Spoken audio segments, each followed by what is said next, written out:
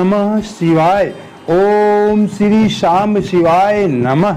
दोस्तों नमस्कार, हमारा नाम योगेश शुक्ला है और आप इस समय इस पर संदेश देख रहे हैं।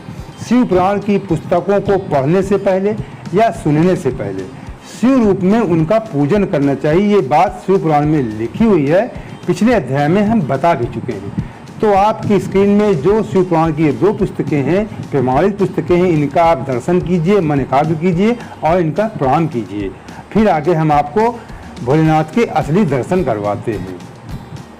ये भगवान भोलेनाथ का असली रूप है जो शिव पुराण में लिखा हुआ है कि सदा शिव परम ब्रह्म परमात्मा इन्हें कहा गया है।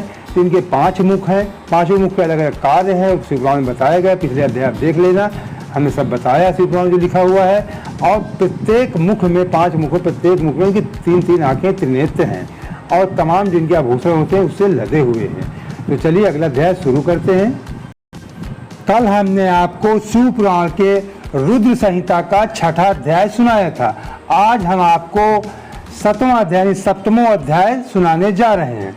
नीचे देख लेते हैं क्या लिखा है, कौन सा प्रसंग है। भगवान विष्णु की नाभि से कमल का प्रादुर्भाव। भगवान विष्णु के नाभि से जो लोग तमाम तरह की कुछ अफवाहें भी रहती, लोग कहते हैं भगवान विष्णु के नाभि से, जो कम ज्ञान वाले लोग कहते हैं कि शिव जी की उत्पत्ति थी, जबकि ब्रह्मा जी की हुई। और ब्रह्मा जी की उत्पत्ति भी भगवान शिव से हुई। उसका अभी आगे रहस्य आप समझ जाएंगे क्या मामला है। शिव इच्छा से ब्रह्मा जी का उससे प्रकट होना, कमल नाल के उद्गम का पता लगाने में असमर्थ ब्रह्मा का तप करना, श्री हरि का उन्हें दर्शन देना, विवाद फिर मतलब ब्रह्मा जी को श्री हरि दर्शन देते हैं, फिर दोनों लोगों को आगे शिव जी देते हैं, आगे है बतान पूरा। दर्शन देना, विवादग्रस्त ब्रह्मा विष्णु के बीच में अग्निस्तंभ प्रकट होना, शिवलिंग, जो पिछले अध्याय में सूजी ने भी बताया था इस बात को कि जब ब्रह्मा और विष्णु का महायुद्ध हो रहा था, उस बीच एक अग्नि के समान महास्तंभ, एक जो शिवलिंग के जब शुरुआत हुई, शिवलिंग स्तंभ एक प्रकट हो गया दोनों लोगों के बीच में। वही आपको उसी बात को ब्रह्मा जी अपने शब्दों में अच्छे से बता रहे हैं नारद जी को, उसी वृत्तांत को। अग्निस्तंभ प्रकट होना तथा उसके ओर छोर का पता न पाकर दोनों उसे प्रणाम करना, ये सब बारे में ब्रह्मा जी नारद जी को बता रहे हैं। तो चलिए शुरू करते हैं। हाँ, लेकिन उससे पहले मैं थोड़ा से सबसे महत्वपूर्ण जानकारी दे दूं। सभी लोग, अधिकांश लोग, हमारे देश के क्या सारे लोग शिव पूजन करते हैं। तो शिव पूजन के कुछ महत्वपूर्ण जानकारियाँ जानना के लिए बेहद ज़रूरी है। जब भी आप शिव मंदिर जाएं तो शिवलिंग के सामने आपका मुंह उत्तर की तरफ होना चाहिए। मतलब आपके सामने शिवलिंग हो, आपकी पीठ दक्षिण की तरफ। शिव पुराण में लिखा हुआ है, ना आप पूरब की तरफ बैठे, ना पश्चिम की तरफ बैठे, ना उत्तर की तरफ बैठे। मतलब आप दक्षिण की तरफ बैठे, आपका मुंह उत्तर की तरफ हो, आपके सामने शिवलिंग हो। इस बात को विशेष ध्यान रखना, ये पूजा का नियम है। आप सोचिए हम पूर्वाभिमुख को बहुत पंडित कह देते हैं ये पूर्व की तरफ मुँह कर लो, सब सही है। तो पूर्व की तरफ मुँह करके बैठेंगे, आपके सामने शिवलिंग होगा, तो आप उनकी पीठ की पूजा करते हैं। और पश्चिम की तरफ मुँह करेंगे तो उनके आने का रास्ता रोक देते हैं। और उत्तर की तरफ, दक्षिण तरफ ऐसे मुँह नहीं किया जाता, फिर भी उनका वाम भाग होता है। माता सती उनके बाएं पैर पे बैठी रहती है, इसलिए उधर नहीं, तो केवल एक ही दिशा बचती है दक्षिण की।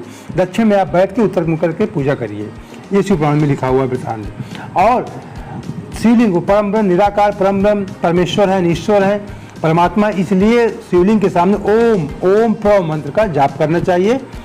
ओम का मंत्र का मतलब ही होता है शिव। और जब कोई मूर्ति हो या कहीं घर में मंत्र जाप करना हो, ऐसे मंत्र जाप, तो आप ओम नमः शिवाय मंत्र का जाप करें। भोलेनाथ के 2 रूप है, निराकार साकार। तो साकार रूप जब प्रतिमा मूर्ति है तो उसके सामने ओम नमः शिवाय। और जब लिंग के सामने मंदिर में करना हो पूजा, तो केवल ओम प्रणव से आप पूजा करें। ये महत्वपूर्ण बातें थी, लोग नहीं जानते हैं, गलती करते हैं, इसलिए आपको जानना जरूरी है। हाँ, तो ब्रह्मा जी बोले, अब आगे शुरू करते हैं। ब्रह्मा जी बोले, हे देवर्षि, देवर्षि मतलब नारद जी से कह रहे हैं, अपने उनके पुत्र हैं नारद जी।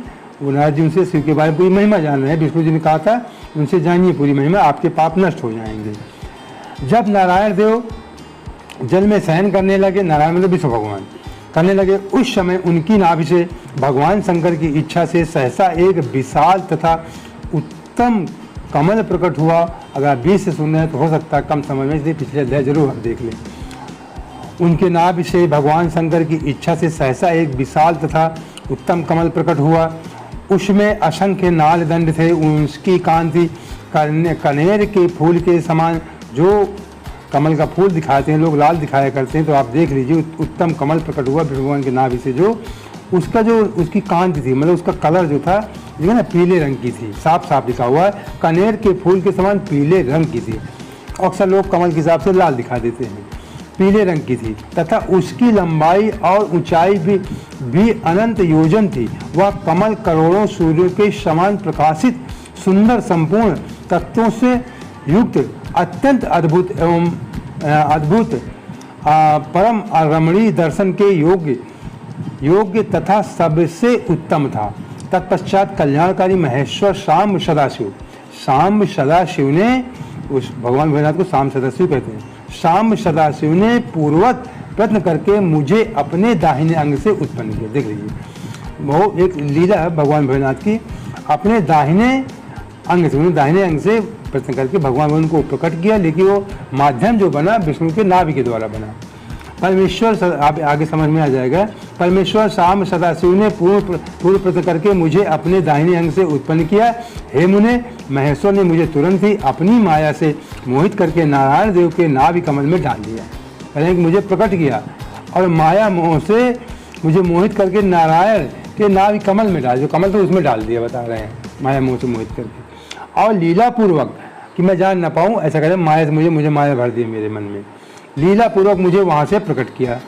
इस प्रकार उस कमल से पुत्र के रूप में मुझे हिरण्य गर्भ का जन्म हुआ। मेरे 4 मुख हुए और शरीर की कांति लाल हुई। मेरे मस्तक त्रिपुंड रेखा से अंकित थे।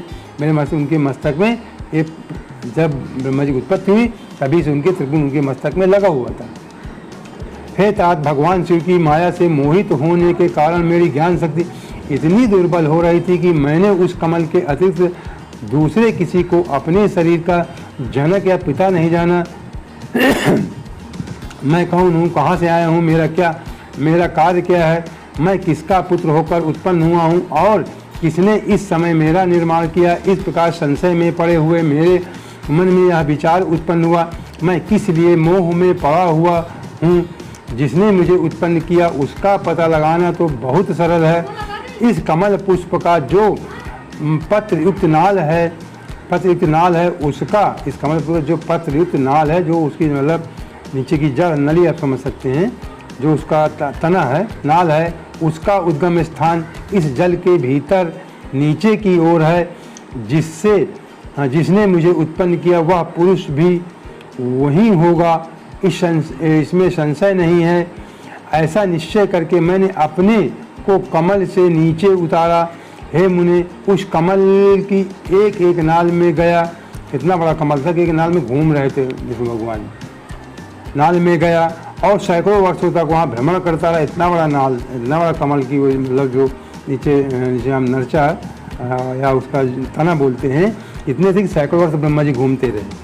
कहीं भी उस कमल के उद्गम का स्थान मुझे नहीं मिला तथा पुनः मतलब जान नहीं पाए कहाँ से कमल निकला है, तथा पुनः संशय में पड़कर मैं उस कमल पुष्प पर जाने के लिए उत्सुक हुआ और हे मुने, नाल के मार्ग से उस कमल पर चढ़ने लगा। इस तरह बहुत ऊपर जाने पर भी मैं उस कमल के कोश को ना पा सका, उसकी कोशिका को भी ना पा सका, उसके पत्तों को भी ना पा सका। उस दशा में मैं और भी मोहित हो उठा।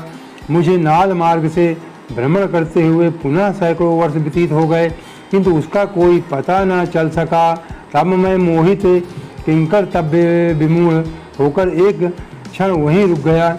हे मुने, उस समय भगवान शिव की इच्छा से परम मंगलमयी तथा उत्तम आकाशवाणी प्रकट हुई, जो मेरे मोह का विध्वंस करने वाली थी। उस वाणी ने कहा, तब तपस्या करो। भगवान शिव की आकाशवाणी हुई, उन्होंने कहा तब तपस्या करो। उस आकाशवाणी को सुनकर मैंने अपने जन्मदाता पिता का दर्शन करने के लिए उस समय पुनः प्रयत्नपूर्वक 12 वर्षों तक घोर तपस्या की। तब मुझ पर अनुग्रह करने के लिए 4 भुजाओं और सुंदर नेत्रों से सुशोभित भगवान विष्णु वहाँ सहसा प्रकट हो गए। उन परम पुरुष ने अपने हाथों में शंख, चक्र, गदा और पद्म धारण कर रखे थे। उनके सारे अंग सजल जल धर के समान श्याम कांति से सुशोभित थे। उन परम प्रभु ने सुंदर पीताम्बर पहन रखा था। उनके मस्तक आदि अंगों में मुकुट आदि महामूल्यवान आभूषण शोभा पा रहे थे। उनका मुखारबिंद प्रसन्नता से खिला हुआ था। उनकी छवि पर मोहित हो रहा था। वे मुझे करोड़ों कामदेवों के समान मनोहर दिखाई दे दिए। उन चतुर्भुज भगवान विष्णु का वह अत्यंत सुंदर रूप देखकर मुझे बड़ा आश्चर्य हुआ। वे सांवली और सुनहरी आभा से उद्भासित थे। उस समय उन सद तत्व स्वरूप सर्वात्मा महाबाहु नारायण देव को वहाँ उस रूप में अपने साथ देखकर मुझे बड़ा हर्ष हुआ। मैं उस समय प्रभु शंभु की लीला से मोहित हो रहा था। इसलिए मैं अपने उत्पन्न करने वाले को न जानकर अति हर्षित होकर उनसे कहने लगा। ब्रह्मा जी बोले, मैं उन सनातन पुरुष को हाथ से उठाकर कहा, आप कौन हैं? उस समय हाथ के तीव्र तथा सुदृढ़ प्रहार से क्षणमात्र में ही वे जितेंद्रिय जाग कर के शय्या से उठकर बैठ गए, मतलब विष्णु भगवान बैठ गए। तदंतर अविकल रूप से निद्रा रहित होकर उन राजीव लोचन भगवान विष्णु ने मुझको वहाँ पर अवस्थित देखा, मतलब वहाँ पर देखा भगवान विष्णु ने, और हंसते हुए बार बार मधुर वाणी से कहने लगे। भगवान विष्णु ब्रह्मा जी से कहने लगे, विष्णु जी बोल रहे हैं, हे वत्स, आपका स्वागत है। महाद्युतिमान पितामह, आपका स्वागत है। निर्भय होकर रहिए, मैं आपकी सभी कामनाओं को पूर्ण करूँगा, इसमें संदेह नहीं है। हे देवर्षि, उनके मंदहास युक्त उस वचन को सुनकर रजोगुण के कारण शत्रुता मान बैठा, मतलब ब्रह्मा जी ने अपने आप को विष्णु जी का शत्रु मान लिया कि किस तरह से व्यंग कस रहे हैं। ब्रह्मा जी को लगा कि विष्णु जी मुझे व्यंग कस रहे हैं, शत्रुता मान बैठा। देव श्रेष्ठ मैं उन जनार्दन भगवान विष्णु को कहने लगा। ब्रह्मा जी क्या कह रहे हैं, हे निष्पाप समस्त संहार के कारणभूत मुझे आप हंसते हुए जो हे वत्स कह रहे हो, वह तो ऐसा ही लग रहा है जैसे कोई गुरु अपने शिष्य को वत्स कह रहा है, हे वत्स कह रहा हो। मतलब ब्रह्मा जी कह रहे हैं विष्णु जी से कि तुम हे वत्स मुझे क्यों कह रहे हो, मैं कोई तुम्हारा शिष्य हूँ क्या? ये कह रहे हैं। मैं ही संसार का साक्षात करता हूँ। ब्रह्मा जी कह रहे हैं, मैं संसार का साक्षात करता हूँ। प्रकृति का प्रवर्तक सनातन अजन्मा विष्णु ब्रह्मा, विष्णु को उत्पन्न करने वाला विश्वात्मा विधात्मा धाता कुंडली काच हूँ। कह रहे मैं सब कुछ उत्पन्न कर, मैं सब कुछ हूँ। ब्रह्मा जी कह रहे हैं, आप अज्ञानवश मुझे हे वत्स ऐसा क्यों कह रहे हैं, इसका कारण शीघ्र बताइए। नियमतः वेद भी मुझे स्वयंभू अज विभु पितामह स्वराज सर्वोत्तम और परमेष्टि कहते हैं। मेरे इस वचन को सुनकर दशमीपति भगवान हरि क्रुद्ध हो उठे। अब भगवान विष्णु क्रोधित हो गए ब्रह्मा जी की बातों को सुनकर और कहने लगे, मैं जानता हूँ संसार आपको जगत कर्ता मानता है। विष्णु जी बोले, आप संसार की सृष्टि करने और पालन करने के लिए मुझ अव्यय के अंग से अवतीर्ण हुए हैं। कहने मेरे अंग से आप उत्पन्न हुए हैं, फिर भी आप मुझ जगन्नाथ नारायण पुरुष परमात्मा निर्विकार पुरुहूत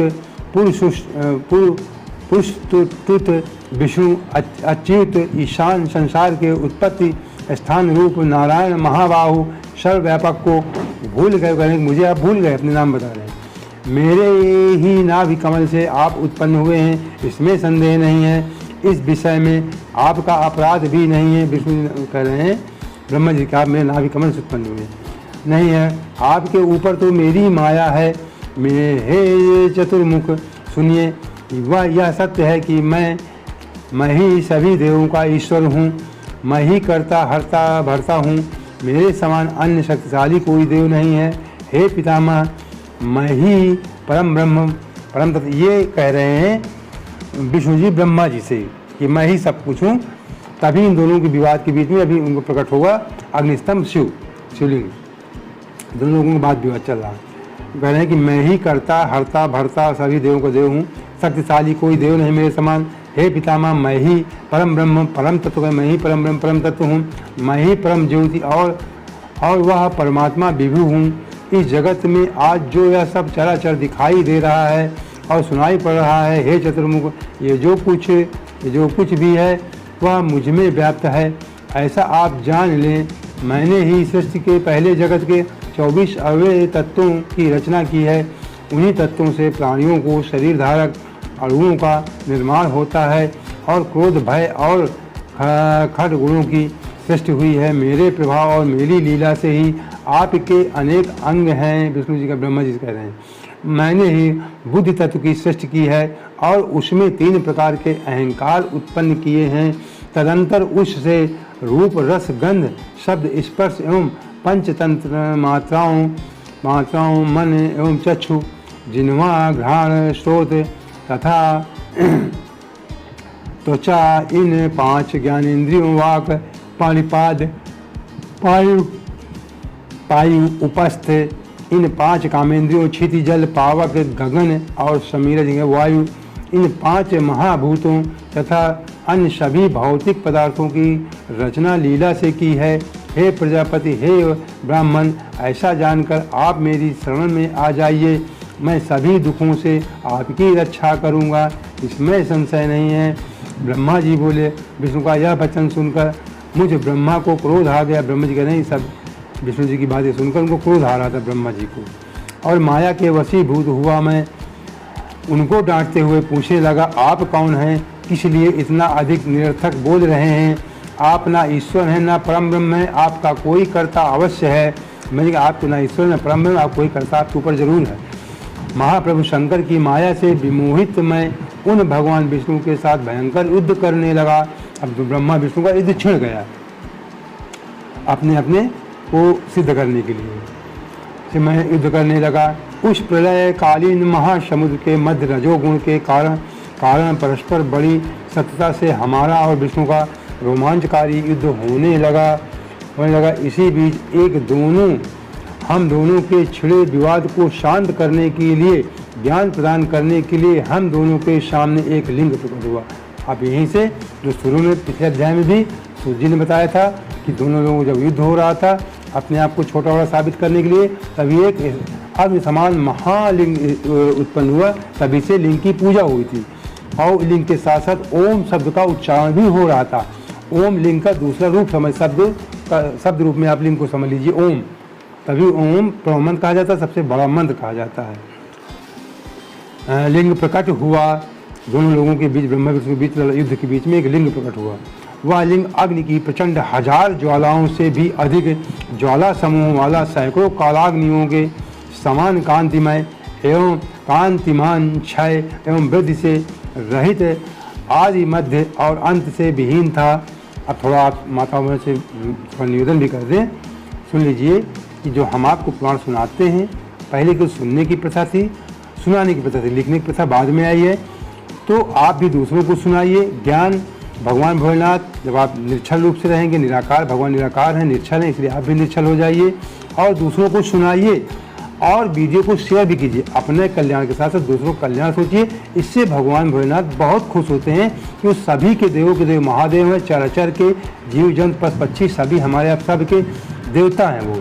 तो इसलिए भगवान भोलेनाथ चाहते हैं कि आप दूसरों की हेल्प करें, उनका कल्याण चाहें। तो इसलिए वीडियो को शेयर जरूर कर दिया करें और चैनल से अभी तक सब्सक्राइब नहीं किया तो हमारे चैनल सब्सक्राइब कर लीजिए। जो बगल में लाल से लिखा हुआ माताएं बहन से हमारा निवेदन है सब्सक्राइब करके, और बगल में घंटे का निशान आए तो उसके बाद सबसे ऊपर छू लेना। जब भी हम कोई वीडियो डालेंगे उसकी सूचना आपको सबसे पहले प्राप्त हो जाएगी। ओम नमः शिवाय।